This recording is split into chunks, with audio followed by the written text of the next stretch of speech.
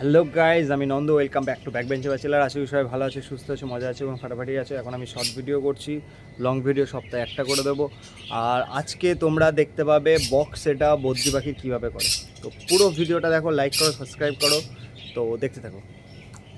বদ্রির box set up করার জন্য আমাদেরকে দরকার এরকম হুক, যেটা আমি অ্যামাজন থেকে কিনেছি। ওর সাথে এরকম স্ক্রু থাকে, বাট আমি স্ক্রু দিয়ে করছি না, আমি পেরেক দিয়ে করছি। কীভাবে করছি সেটা দেখতে থাকো। তো আমি বক্সটা স্ক্রু দিয়ে করিনি, বক্সে হুক লাগালে অনেকটা এরকম লাগে। আমি পেরেক দিয়ে করেছি যাতে এটা বেশি ফুটো না হয়। আমি আমার এই খাঁচায় এখন বক্স সেট আপ করছি, হাঁড়িগুলো সব বার করে দেবো। কারণ হচ্ছে একটাই, পাখিদেরকে যত ভালো স্পেস দিয়ে ব্রিডিং করানো যাবে, বাচ্চা তত বেশি ফোটার চান্স আছে, বাচ্চা বেশি তোলানোর চান্স আছে। তো হাঁড়িতে যেহেতু স্পেস কম, ওই জন্য আমি বক্স দিয়েছি। এর আগে এই নিয়ে ভিডিও করা আছে। তো এই যে বড় খাঁচায় আমি সমস্ত মেল বদ্রিগুলোকে ছেড়ে দিয়েছি।